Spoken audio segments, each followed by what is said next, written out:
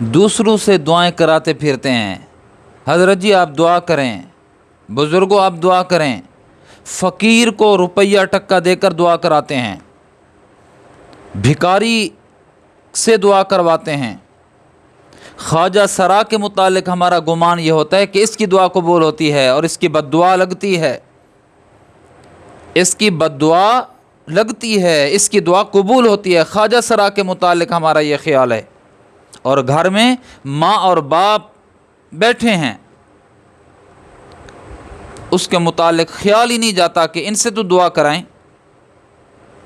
اور میں نے عرض کیا کہ کسی کو ٹکا روپیہ دیتے ہیں اور دعا کراتے ہیں، نہ ماں باپ کی جانب خیال جاتا ہے نہ ان کو ٹکا روپیہ دیتے ہیں۔ یہ کتنی بڑا المیہ ہے۔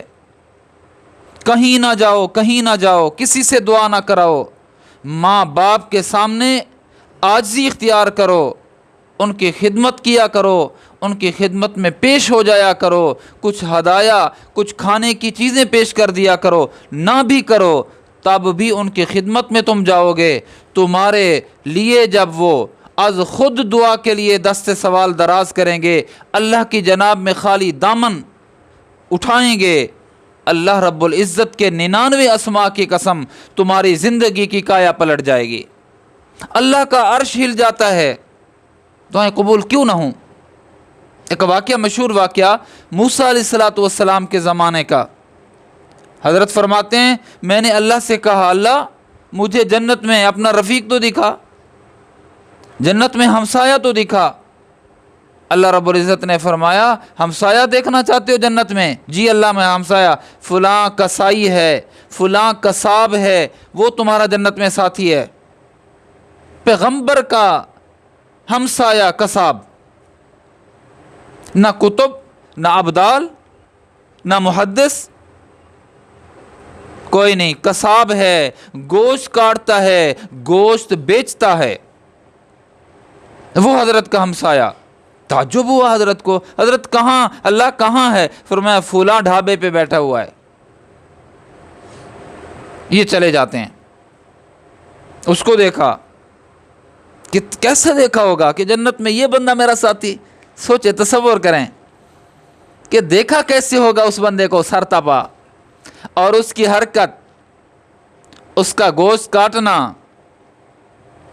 کیا کیسے دیکھا ہوگا؟ نبی نے شام ہوئی، اس نے دکان بند کی، گوشت کا ایک ٹکڑا شاپر میں گویا، شاپر میں تھیلے میں ڈالا، آج کی اصطلاح میں شاپر عرض کر رہا ہوں، تھیلے میں ڈالا، دکان ڈھابا بند کیا اور جانے لگے۔ حضرت موسیٰ علیہ السلام اس کے قریب گئے، کندھے سے پکڑ کر کہا میں آپ کے ساتھ جانا چاہتا ہوں۔ تو آ جاؤ، آپ کے ساتھ رہنا چاہتا ہوں، کہا آ جاؤ۔ نہیں معلوم تھا اس کو یہ کون ہے، یہ اللہ کا اولو العزم پیغمبر ہے، یہ کلیم اللہ ہے، جنت کا میرا ہمسایہ موسیٰ ہے، نہیں پتہ اس کو۔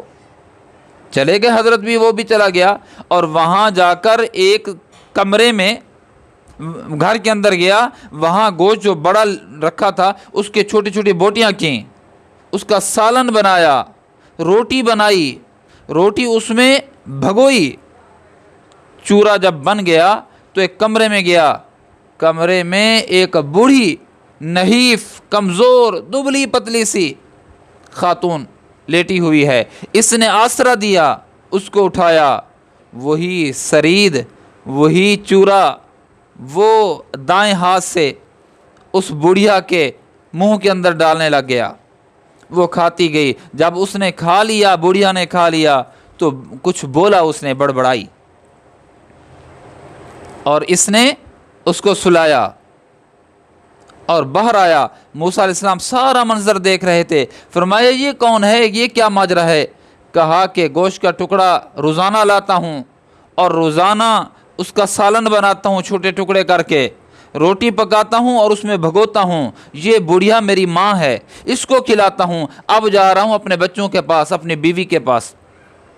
حضرت نے فرمایا اچھا یہ ماں ہے؟ جی ماں ہے۔ فرمایا جب اس کو کھلا کے جب سلانے لگا تو وہ کچھ بولی ہے، یہ بتا کہ اس نے کیا بولا، اس کا بول کیا تھا، بولی کیا ہے؟ کہنے لگا جی چھوڑیں آپ، وہ بڑھیا ہے، کمزور ہے، अकल भी कम हो चुका है। जब रोज़ाना मैं उसकी खिदमत करता हूँ ना, आखिर में वो मुझे एक दुआ देती है। वो बुढ़िया अम्मा मुझे दुआ देती है रोज़ाना। क्या दुआ देती है? मूसा अलैहिस्सलाम कहने लगा कि वो रोज़ाना कहती है, जब मैं उसको खिदमत कर लेता हूँ, उसको खिला लेता हूँ, कहती है अल्लाह तुझे जन्नत में मूसा का पड़ोस दे। बूढ़िया जो हुई, मूसा कहाँ, पैगंबर कहाँ, कलीमुल्लाह, और मैं कसाब कहाँ, कसई कहाँ। मूसा अलैहिस्सलाम ने दिल में कहा कि तेरी माँ ने तेरी माँ की दुआ अल्लाह के अर्श को हला चुकी है, और अल्लाह रब्बुल इज़्ज़त ने दिल में कहा कि तेरा मुक़द्दर मूसा की हमसायगी का लिख चुका है। मेरे अजीज़ों, माँ की दुआ कसाब को मूसा का हमसाया बना सकती है। माँ और बाप की दुआ क्या हमारी ज़िंदगी की काया नहीं पलट सकती? दूसरों से दुआएं कराते फिर रहे हैं, दूसरों से भी दुआएं कराओ, दूसरों की भी खिदमत करो। मेरा मानना और कहना यह है कि बूढ़ी माँ जो घर में बैठी हुई है, बूढ़ा बाप जो आसरा लगा के बैठा होता है, दरवाज़ा तकता रहता है, शाम का वक्त है, मेरा बेटा कब आता है, मैं अपने बेटे को देखूं तो सही। और बेटे की हालत क्या होती है? शापर में कोई चीज़ लेकर बीवी बच्चों के लिए छुपा छुपा के चला जाता है।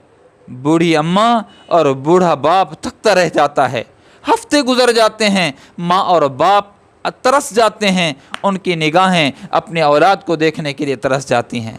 दोस्तों, प्यारे बच्चों, जवानों, माँ और बाप की खिदमत करो, उनसे दुआएं लो। यकीन जानो तो जन्नत तुम्हारे नाम अलाट हो सकती है, अगर तुम माँ और बाप की दुआ ले सको तो।